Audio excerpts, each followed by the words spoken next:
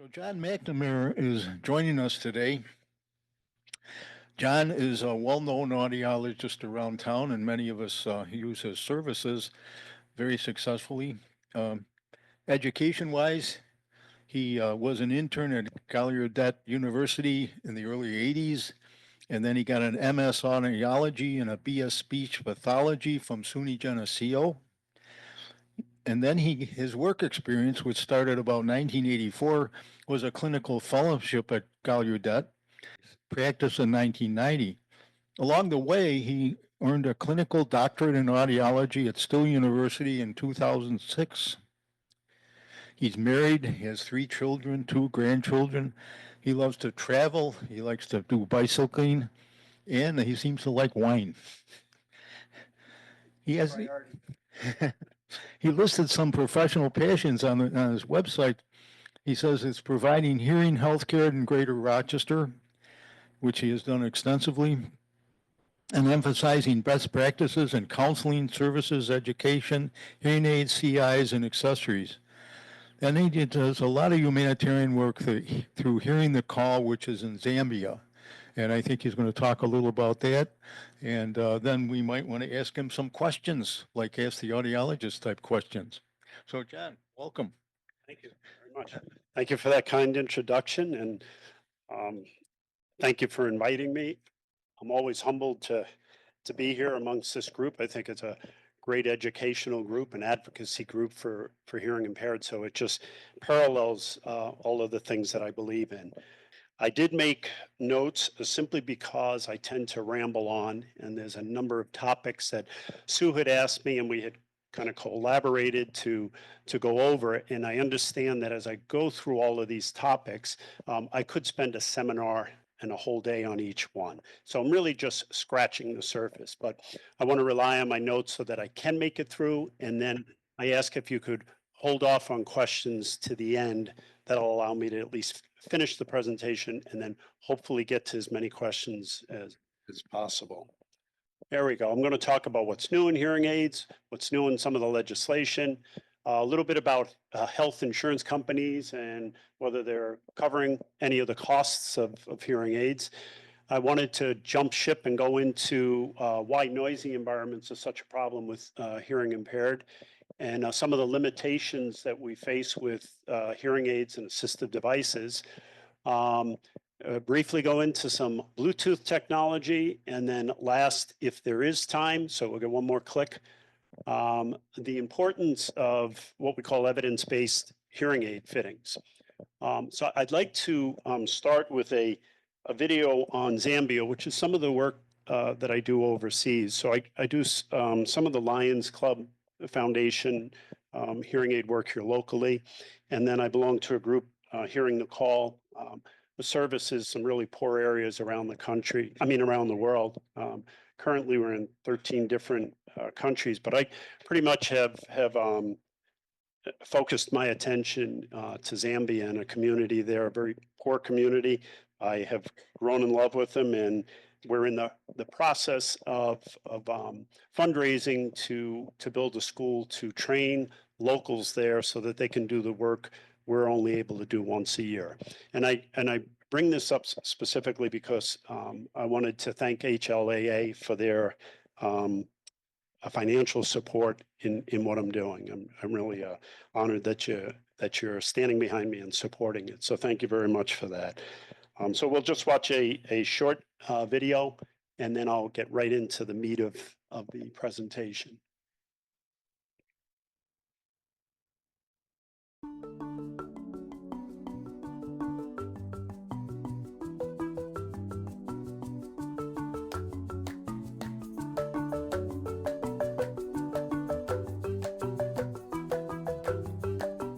So here we stand in the year 2024, observing the Village of Hope, the growth that's taken place in 18 years, and the vision of adding to the growth. They've had the ability to add the College of Agricultural. They've had the College of Education. They've recently added a building for teaching children with disabilities. First amongst those, a deaf classroom. and have graciously offered land so that we can continue with growth in the school by adding a College of Audiology. So we stand on the ground today, whether it's at this exact spot or somewhere in the general vicinity, where in a very short period of time we'll begin construction on a School of Audiology that can house locals who are interested in continuing education in the field of audiology, and then from there where they can teach audiology techs, where they can work with the hospitals, the local ENTs, the local clinics, and be able to reach out to a community like this that's terribly lacking in any kind of health care for children, and especially hearing, because hearing is the foundation for education, for developing language, for being able to move forward, have any chance of being a contributor to this community and to leading an independent life. So we stand here with the vision of what will next come.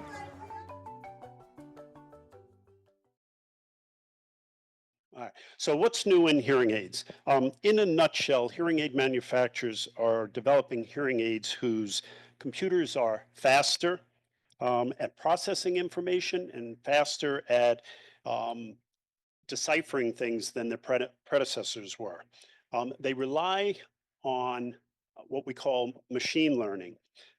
Machine learning is a process where the computer learns from information it receives. So inside the hearing aid is a computer, and it's receiving information and modifying decisions based on what information comes in, and with that information altering how it will respond in the future. So it's continually adapting and improving performance. It does this with the oops, I got to keep this up. It does this with the machine learning, much of what they call is a neural networking. Our brain uses neural networking. That's how we process or develop reasoning skills, how we store information, how we work emotions. That's our brain using a neural network. The hearing aid companies use artificial intelligence, or the click term of AI, very similar thing. They create neural pathways to kind of mimic what the brain is doing. Now, granted, it can't mimic the brain the same way we do. It can't handle emotions and such, but it can adjust based on data that it receives. So it's taking a look at processing data, identifying patterns, and then adjusting accordingly. So each hearing aid that an individual is wearing, when it's utilizing this machine learning and this neural networking and stuff, is changing how the processor is working on a day-to-day basis. So it's not the same algorithm as when you first receive it. It's taking that information and altering it as you're using the hearing aid.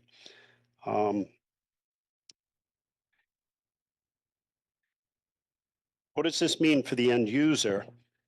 Ultimately, it means that it's going to do a better job at isolating speech, because really the main key of a hearing aid is to bring in speech over an abundance of other noise or complex environments. So the whole process with the AI is to have an end goal where the speech can be clearer and you can have more clarity.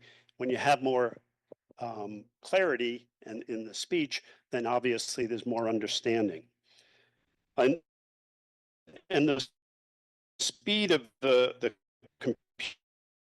computer processor is what will train the that are out there. They will look the same, and they might appear to be the same. But what really differentiates product A from product B and how much information it can process, and that will also differentiate the costs involved in it, because the faster data process or data driven an instrument is, the more expensive that instrument is. So there are quite a variety of instruments out there, and the big difference is what that computer is doing within it. And hearing aid manufacturers are also focusing quite a bit on what they can do with battery usage, because this artificial intelligence and this a networking system actually requires a tremendous amount of battery power. Fortunately, you've seen manufacturers now where a bulk of their instruments are rechargeable hearing aids. The irony here is we've been asking for rechargeable hearing aids for 30 years or longer. The whole time I've been in business, I've been pushing manufacturers, why don't you come out with a rechargeable type of instrument, because you're asking people to change batteries every 5 to 7 days, and they're little tiny things with paper on the back. And when they finally did develop a good type of rechargeable, they're like, wow, people really like this. Like it was just as if they never heard the requests for years prior. A lot of the hearing aids other than rechargeable units. So for most manufacturers, you have a choice between the rechargeable version and then the battery versions. And there's pros and cons to each. If somebody is out and about camping a lot and they're worried about recharging a battery, they might want to have a removable battery. If somebody's concerned about losing power in the house for a number of days, that might be another reason. Companies are coming up with chargers that can be disconnected from the power source and still carry a number of chargers within the unit itself. They're called smart chargers. Oticount's not the only company. It's just that I managed to get those pictures from the internet. But most of your manufacturers have some sort of options along that way. So their concentration is the written design has to do with the arch. So now I jump right over to legislation.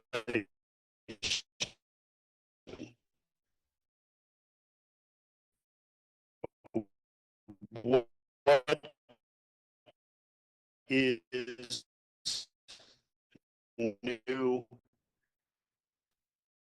in our legislation? Care does not have. I don't see in the future that they're going to change that, and that's a shame. However, it's been their stance, and I'll get into a little bit about how insurance has kind of bypassed all of this, but they will cover portions of the diagnostics, so the testing and the evaluation, although that's really a very, very small part of the overall cost. But they haven't stood behind doing anything with batteries. I mean, with hearing aids. They did introduce, as everybody knows, in August, a couple of years back, over-the-counter hearing aids. And this was, I think, their way of addressing how they could provide low-cost hearing aids for people. You can purchase OTCs online and in stores without a medical exam, without any kind of fitting, really without any knowledge at all. And I really won't get into, in this short period of time, the pros and cons to that. I'd be more than happy to have that discussion with anybody later. But I can tell you that the end result so far has not really been as well received and utilized as I think they had anticipated. There was also another bill in 2023 that was trying to get Medicare to cover hearing aids. It's the Hearing Aid Act of 2023. And like many bills that I came across, it is sitting in the very first stage of that process. And that process of approving these bills is a very lengthy process. So when you're on step one, you've got a long way to go, if at all. This actually received no votes, so it was trying to remove the exclusion of hearing. Medicare has an exclusion for hearing aids. They won't cover hearing aids, so they excluded that. This was trying to remove that verbiage, but it hasn't gone anywhere. On the state level, again, what I discovered when I was trying to research all these bills is that not much gets accomplished in in the government, and at least not quickly. Everything seems to be reinventing the wheel, reproposing certain bills, and then they go nowhere, and somebody else proposes it a couple of years later. So currently in New York State, you have three bills that are dealing with coverage for children, generally under the age of 18 or 19. The most recent one was just in January, looking to see if they could have coverage for children up to $3,000 every 36 months. There was another bill very similar, looking for coverage, but they didn't state how much. The third bill is sitting. They're all sitting in the committee. That is stage one. So basically going nowhere. And this would also require insurances to provide coverage for children. Now, New York State, there's 24 states in the country that mandate insurance companies cover hearing aids for children. And New York State does not mandate it. So they're pushing very hard to try to get that covered. I'm not sure what the hesitation is there. That should be a no-brainer. I mean, hearing aids being covered should be a no-brainer, but especially for children. So I don't know why that's held up. I don't know why it's been dragging. I don't know why New York State hasn't approved it. The other couple bills that we have to do with just generally insurance companies covering hearing aids for all. Again, there was one introduced in the Senate just in January to see if commercial insurance plans would cover hearing aids, and that's in the very initial stages. There's one that's back in 2023 in Assembly, just sitting and waiting, but nothing really happening there. The last set of bills that have been proposed have to do with physicians and otolaryngologists or ENTs dispensing hearing aids. Right now, under New York State law, ENTs and physicians can only dispense hearing aids if they dispense at no profit. That group has lobbied extremely hard to try to get in the dispensing arena so that they can dispense for profit. So you've got a couple bills in the Assembly, back a couple years, just sitting and kind of waiting again. The one was a little bit odd. I really couldn't make much sense out of it. It was a very, very large ENT group out of Westchester, New York, New Jersey area. So it's a very, very large group. I think they employ something like 125 audiologists and 250 healthcare providers. And they're trying very hard to also get legislation passed so that they could dispense for profit. So they proposed a pilot program, a 5-year pilot program that said they could dispense and then reevaluate what the results are after the 5-year. It's kind of an odd way of presenting it. I think it's a way of getting it passed and then rolling it every 5 years, just keep rolling this pilot program. And the bill also very strange, the Senate bill, as you see right there, 2023, when they were talking about dispensing for profit, they said that doctors could dispense for profit at fair market value. Well, there's a wide open statement. Nobody really knows what fair market value is, so it's a very ambiguous term. So that's kind of what's happening on the legislation end. Let's see where next. The next one. This is a loaded one. What the status of current insurance companies are providing coverage for hearing aids. Well, you know from the proposed bills that there's not much happening. And I'm really, when I look this over, basically what happens when you look into coverage for hearing aids from the number of health insurance companies that are out there, all I found was a lot of confusion, both for the consumer and for the provider. There are a few plans within the Rochester area and probably New York State, and I'd be happy to provide that information to you. But just off the top of my head and what I had written down, I know like Rochester City Schools, these are all employer funded plans. So it's not that the health insurance companies are covering. It's that the employers are kind of supplementing their plans with additional coverage. Rochester City Schools, for example, has a supplemental coverage. RIT, because of their population, they have supplemental coverage. Monroe County Schools, if they're under, I believe, an Aetna plan, they have some coverage. And then there's New York State Empire Plan that again has some supplemental coverage towards hearing aids. And a number of other like very, very small employer, but they're all employer-driven plans. I want to pick on the insurance companies because they annoy me so much.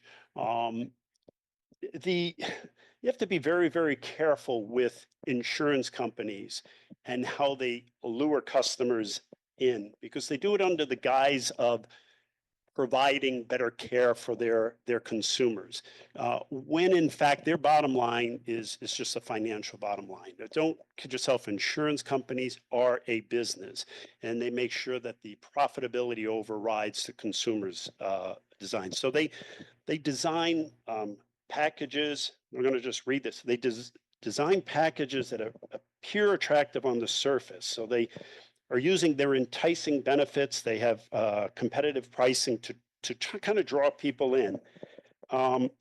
However, they also come with hidden limitations. There's major constraints on what product choice you have when you go that path. There's known to be poor customer service because of the limited amount of time that people are allowed to see and get reimbursed for it. They have restrictive networks.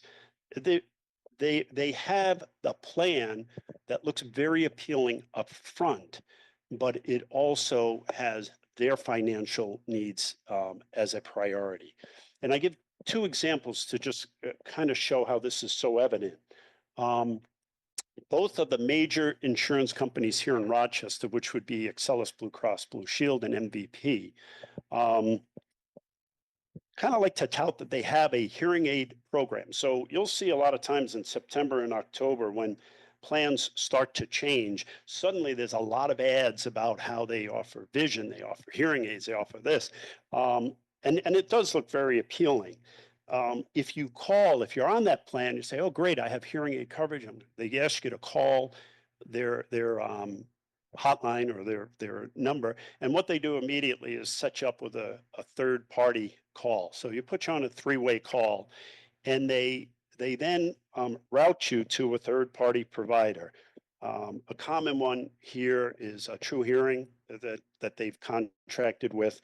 And they set you up with, again, it's looking like it's a package deal, but in fact, their goal is to save themselves money. So you would think, for example, and to pick on True Hearing, but not to pick on them, it's just the only one that's the most popular one around here. I believe, and you may not want to quote me on this, but I think their two products right now are $499 and $799. So they have a basic and then a premium product. Now, for those two prices, you would think, oh, great, the insurance company is supplementing that other difference. So we're getting a quality product. The insurance company is supplementing it. The fact is, the insurance company pays zero. They don't pay towards that benefit. They just send you to a provider who is providing a lower cost hearing aid. And I don't really have a problem with that option if the insurance companies were clear about what's happening. But again, it confuses the consumer because the consumer is assuming they're getting the high quality hearing aid. And it's not. It's just a plan that, again, the end result is the benefit of the insurer. So that's one example. The second example, oops, that is what's happening. The second example was a direct event that happened with a manufacturer, Oticon, a fairly large manufacturer. Had been doing business with United Healthcare, and United Healthcare is probably one of your largest countrywide insurance companies.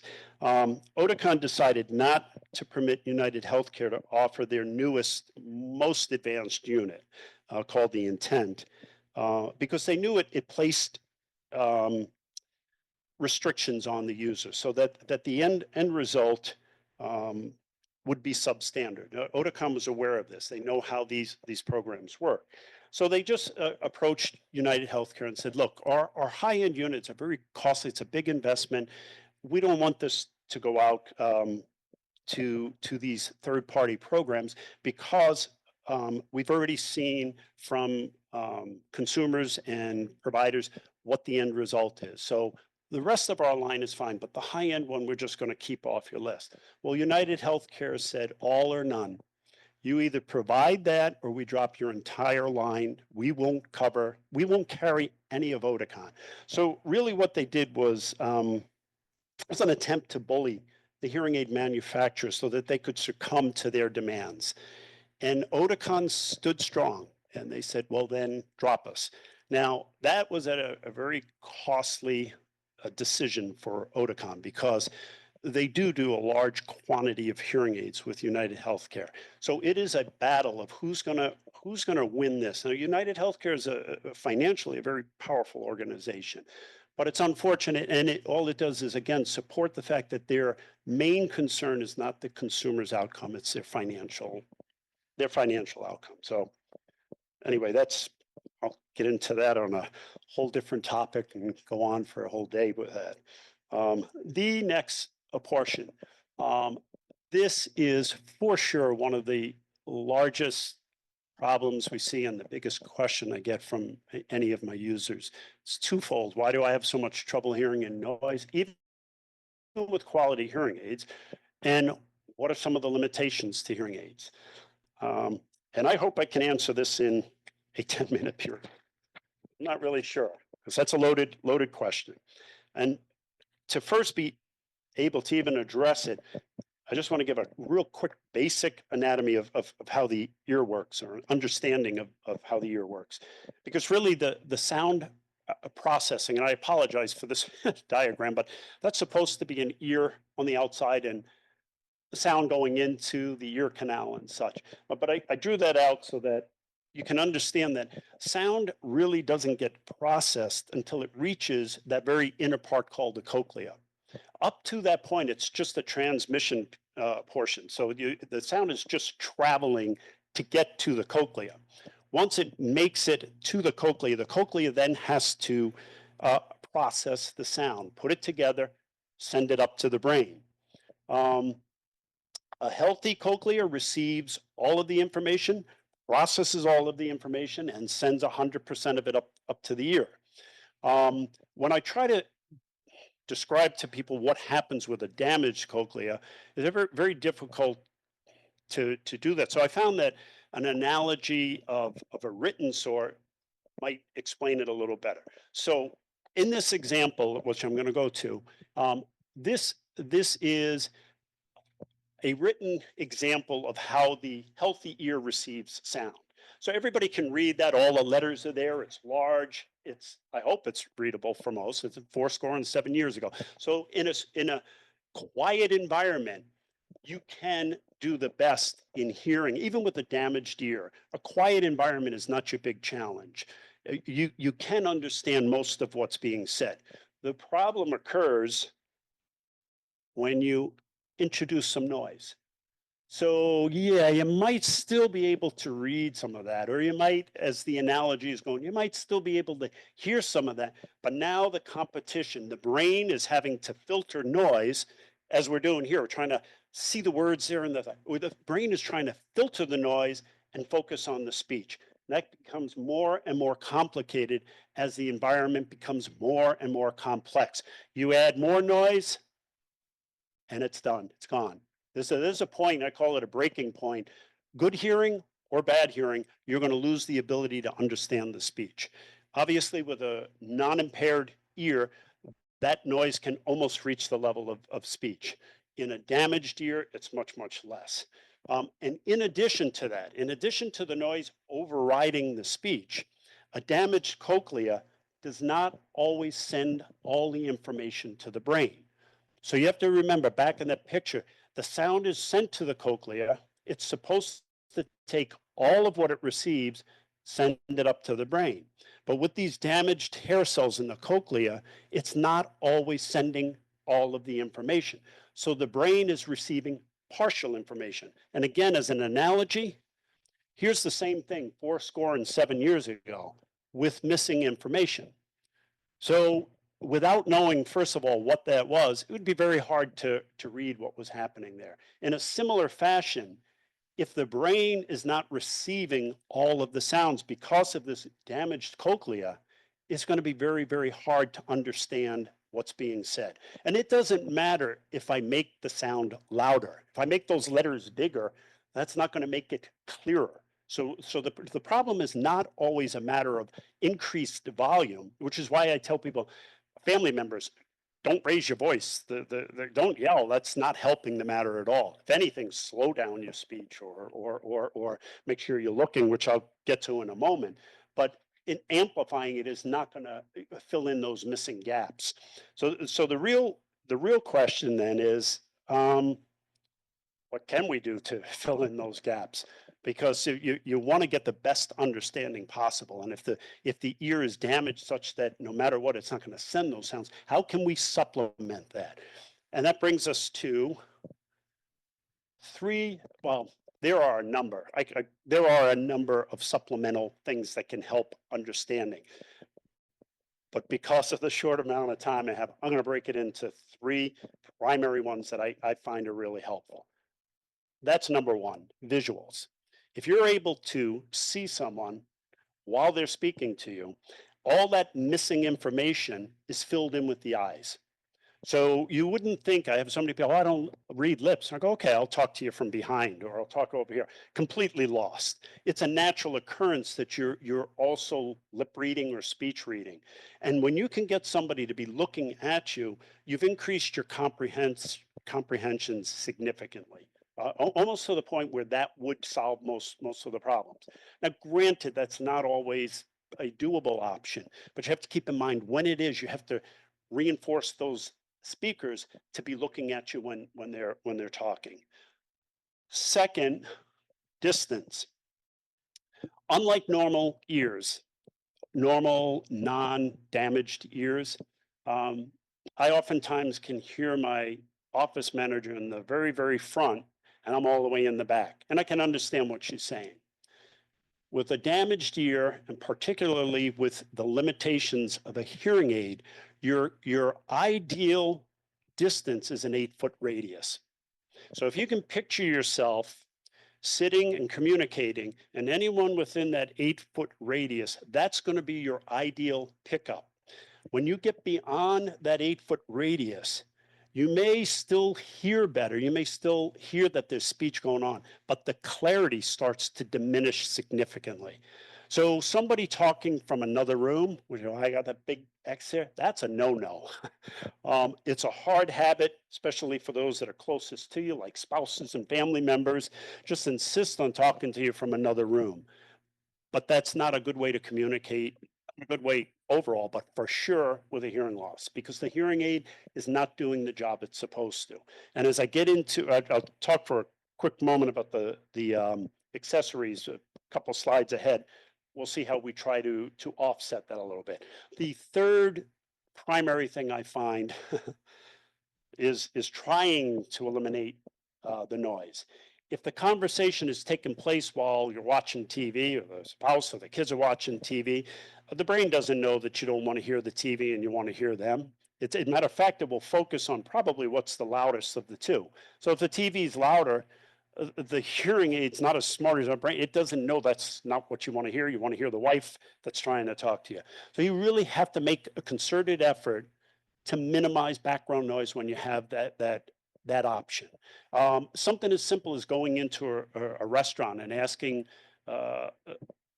the server if they can find a quieter area for you because you have a hearing impairment. Those are just simple things. One, they'll be very happy that you've done it. And 2, you'll be happier because you've minimized background. Matter of fact, there's been restaurants I go to, I know they're noisy restaurants. I don't want to compete. I'll tell them, I have a little problem hearing. Can you give me a quiet place? Always benefits our social environment. So when you have that opportunity to walk away from the kitchen and the water running and having it. And this is not a simple thing. You would think somebody that knows you have a hearing impairment would be aware of these things, but it's human nature for us not to. We just forget those kind of things. So kind reminders, probably the best way to go about it. Which really brings us to what else can supplement this lack of information going to the brain. This is where Bluetooth and some of the wireless accessories have really done a wonderful job, and why manufacturers are focusing so much on this kind of technology. First of all, what is Bluetooth? And again, that's another conversation, but in a nutshell, it's a way of taking a signal and sending it to a source, or taking who's ever speaking or whatever's going on and sending it wirelessly to a receiver, which happens to be the hearing aid. So it's much like a radio station would send their signal to your radio. Only in this case, it's a shorter distance, and it's much more efficient and much more stable than you would find on a radio station. But the concept is still the same. It's taking signal A and sending it to a source. There are a number of, and I heard you, technology. You were talking about the TV device. The TV device is an example of good Bluetooth technology, where it connects to the TV and sends a signal wirelessly to the ears. Now, the benefit there is, again, if you remember the picture I showed with all the noise, when you have a direct signal being sent to your ear, the speech is much purer. So the brain doesn't have as much work to do in filtering out unnecessary noise. When the brain has that purer signal, it has a much better chance of guessing and filling in those missing gaps. So anything that can bring the signal from far away directly to the ear, you're going to get better understanding. And there's several things. That happens to be a clip-on microphone, where you might give it to a spouse or family member or guest, where the microphone, you've got it right there. The microphone is only 6-7 inches from the mouth. So essentially, that signal is only 6 or 7 inches from your ear. And so everything else takes a minimal, it gets much quieter, and the focus is on the speech signal. They also have TV devices, phones. My gosh, if anybody has experienced phone calls, one with Bluetooth that's going into both ears. So we're feeding the brain with sound from both sides. Binaurally is going to do much better than putting a phone up to the ear. And secondly, it should be a much crisper, cleaner sound than if you're trying to either go off speakerphone or you're trying to put it up to your ear. And the most recent one, Bruce, you'll be happy to see I put this slide up, has to do with Auracast, which is just a Bluetooth device that can reach many people at once. So I'm guessing eventually it's going to take time, but eventually it will replace the loop system, which has some limitations to it. Again, the Bluetooth device is a much more efficient, a much more stable signal.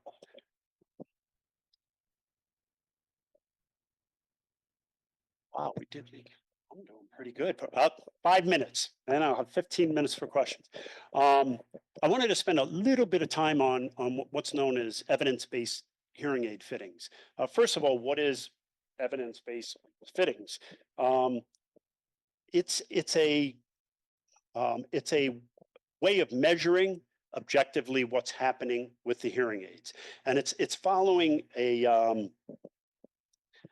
set of methods and proven procedures that will give the best outcome for a patient, so the best satisfaction.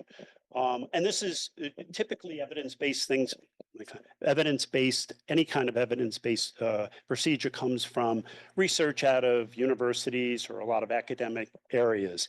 So they've taken a look at what is going to give us the best outcome of a hearing aid? How can we measure it?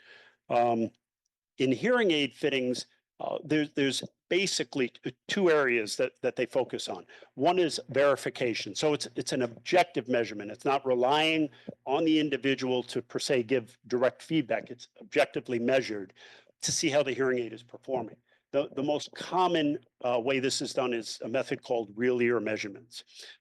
Real ear measurements we're setting the hearing aids to precise targets that have been developed over years of studies. Somebody's given loss, this is what the target should be for the hearing aid. The reason I focus on evidence-based fittings is because this is a way to measure that what the hearing aid is doing or should be doing is doing that. And it's not relying on the individual to say, oh yeah, I think I hear better. Well, that's kind of a random, like, how does a new user even know if they're doing better? What are they missing? What are they picking up? So unless you can measure, and this would be probably my biggest gripe to any kind of over-the-counter hearing aids where there's no measurements and no testing is, how do you even know they're doing well? Well, they say it's for mild hearing losses. How does the person buying it even know they have a mild hearing loss? And they haven't been tested, they haven't been fit. So that's an area that I have a lot of trouble with. So anyway, real ear measurements also come in two different ways. One is called a simulated. A simulated is where the dispenser receives the hearing aid, they put it through some tests to meet targets on a standardized size ear. So you have a model that replicates a male length of canal and such. So it's generally reserved, or at least it was designed, so that we could get a very, very close approximation of where the targets would be with children. Children don't have the same capacity to have a tube put in their canal and sit still while you're doing this test. So simulated is a way that you can get close to the target but not know exactly if you're there. The second, I guess it doesn't show. The second is called in situ. In situ is a method that really should be used for any adult fitting. And it literally places a little microphone in the ear canal and measures the exact output of the hearing aid at the point of the eardrum.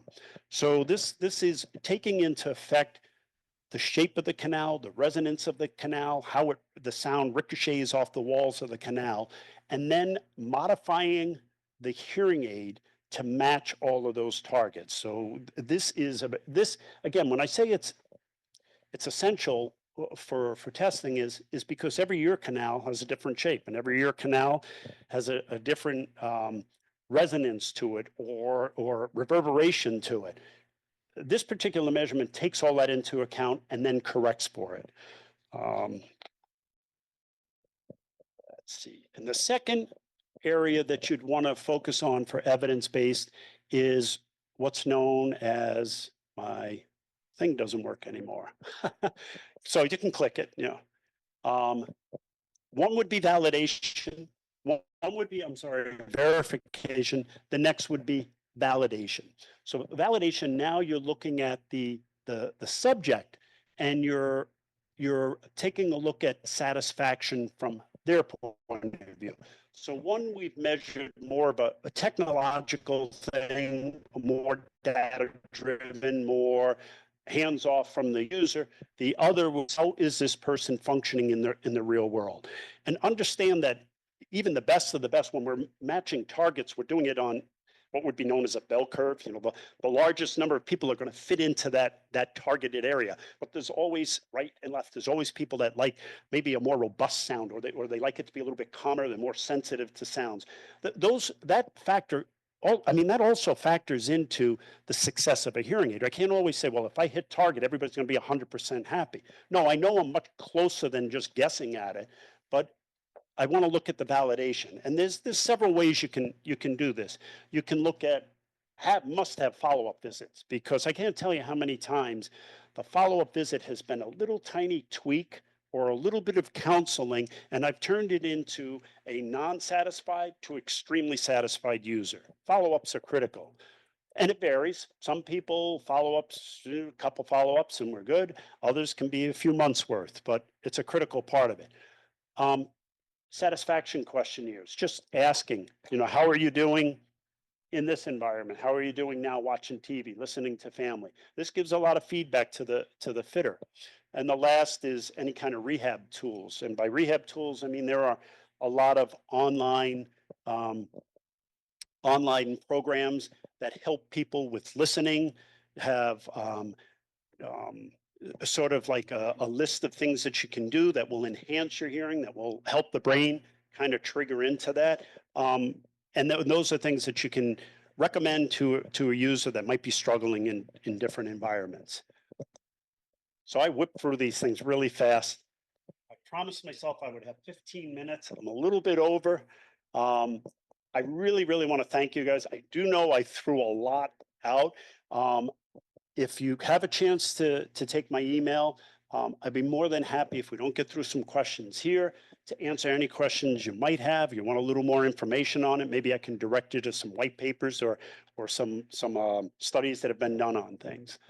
And then there's also a link to the Zambia project, or if anybody wants any brochures, I have that as well. Thank you very much. I guess I could open this up to questions. All right. Okay, I did have one to start off. It's experience.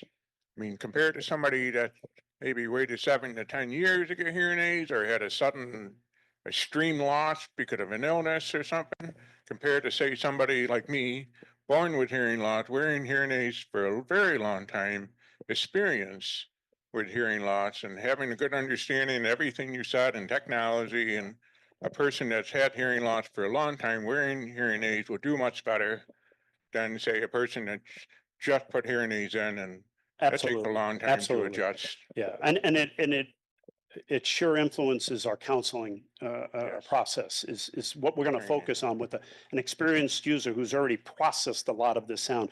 It's actually one of the reasons there's been such a strong push for fitting people early on rather than waiting. Besides the research data that's come out to show the correlation between stimulating the ear and cognitive kinds of declines, the earlier we can start stimulating that brain, the better the brain has a chance to take what would be known as artificial sound and start making some sense out of it. So waiting is not a good idea at all. That's a good example. Yeah, you mentioned reminders for the people around you.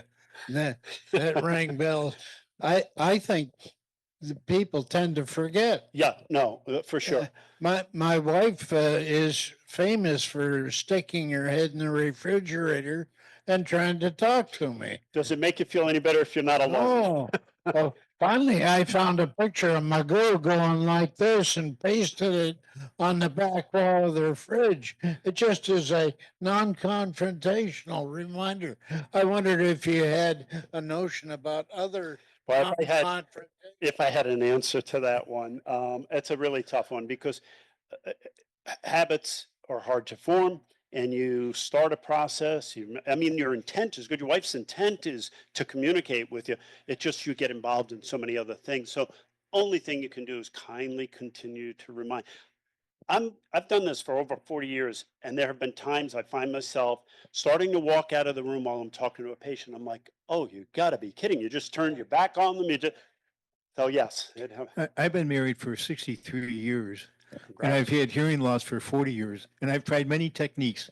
And lately, the one that I use when my wife is walking away from me, she started talking to me. I could see her lips. She turns around, she starts walking into the family room, which is beyond the dining room, and I'm still in the kitchen. And when she gets out of range, I say, "I can't hear you." That seems to work. And happily, she doesn't kill me when I say that. Well, I'd be really interested if people send me a number of very successful ways that they've managed to have spouses take into something. I'd love to have that list. So feel free to send it to me. Yes. This really is more a comment. I was watching PBS on Saturday, and there was a segment on dementia. Mhm. And the person who was talking about this was someone who had done research at NYU, and he's director of a aging institute. His name was Joseph Korish. Okay. But he talked about dementia, and he talked about evidence-based practice. It's the first time I've heard evidence-based practice for hearing loss. And something we really should have been doing, for some time. But his marker was, if you have a hearing loss and get hearing aids and are fitted appropriately, that you can reduce dementia to the point of like 48% for people who have hearing loss. You know, Dr. Frank Lynn was the other one who did a study at Johns Hopkins. Oh, I know Franklin. Yeah. Yeah, yeah. And at any rate, Yeah, hearing it- loss and being fitted is critical.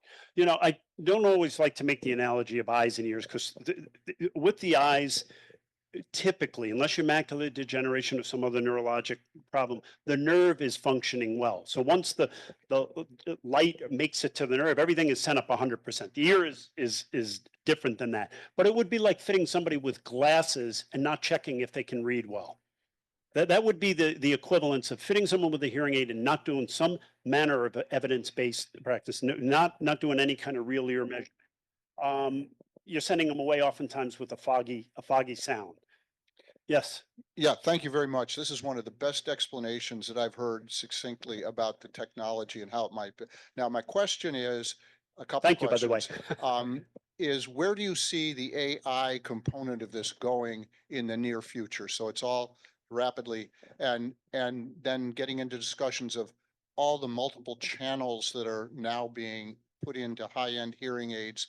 And are we talking about the same thing of adding more of that and then controlling them? I know it's a tough question. No, but no, it's a very good question. And the best I can answer that is you will continue to see faster and faster processes. And because of that, a faster processor can handle a lot more information. A lot more information, it can decipher what part of that information is non-wanted and what part of that information is speech. So from an AI position, it's how fast and how much information it can take. And the second part, I'm so sorry, the second part of your question, because I had an answer, I just forget the question. Oh, got it. frequencies that they're, you know, Well, I think you're also going to see, yes, now I remember. I think you're also going to see companies focusing on overall health. So you actually have a number of companies, well, one in particular that's kind of led the health area, but starting to kind of combine the hearing with the knowledge of cognitive decline, with the knowledge of aging, so that if somebody now falls, for example, there are hearing aids that detect the fall because of the direction and send an email to maybe a family member that somebody hasn't responded in a couple of. So they're taking, because they can take so much information, they're trying to, okay, now they're looking at if it's in the ear and touching the canal, what's your blood pressure, what's your heart rate, so I think you're going to start to see a combination of other useful, healthful things coming with that computer capability. You could probably talk about tinnitus all day, Could. but real fast. This is a common malady. Can hearing aids help? And we know it's not going to cure, but can it help That's tinnitus? a great question, and yes, I could have and probably should have spent a few minutes on that. A tinnitus is typically, and not 100%, but typically a result of some damaged inner hair cells in your cochlea, and it's kind of those hair cells randomly sending a signal because it's not receiving a signal. What we find is with hearing aids tend to re-stimulate that region so that while you're wearing and while you're being amplified, there's less noticeability of the tinnitus. It's not that the tinnitus has gone away, because when you remove the hearing aids and you're trying to sleep at night when it's quietest, it's still there. But while you're wearing the hearing aid and while it's stimulating that damaged region, we tend to get reports that it's a much less noticeable effect. Like if you lose the limb. It's the exact analogy I use. Yep. Where are hearing aids made? And I'm just wondering if the cost will be affected by tariffs. Gosh, I never thought about that one. It depends.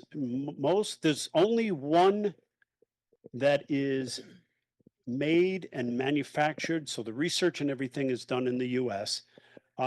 Starkey. All of your other manufacturers have the research and design outside of the States. So the computer chips are all done outside of the US. I don't think you're going to see that impacting, because the production of the product, putting the product all together, is generally done in the States. So it's just the research, and it's such a well-established research. A lot of it from Copenhagen. You have Phonak is from Swiss. I don't think you're going to see that affecting it at all. That's a great question. Do you see anything in the future about hearing aids improving our ability to hear and understand music? That's a big problem for a lot of us. I hope so. I hope so. Music has a different dynamic range. It has a different frequency range than you would with speech. And there's only, I don't want to mention companies, there's only one or two companies that are really focused on music as an enhanced part of their fitting. But I think and I hope you see that occurring in the future, because the current hearing aids focus more on a speech range and oftentimes cut out some of the musical nuances that you get. And they have programs within hearing aids that called music that try to enhance that a little bit. But I hope they develop or continue to develop it. I just have a comment for the music, because I have a music background and I grew up with a hearing loss while playing music. I really think it relies on your background experience with music and notes and reading notes. So, a lot of people have trouble with music due to the fact that it is a wide range. And if you're not in tune with the music, it's not going to sound as good as you want it to. Yeah. I will say there are, I do think Widex is probably the leader as a manufacturer in replicating music as close as can be through a processor. But they're working on it. They know that's a limitation. Okay. Again, thank you guys very much.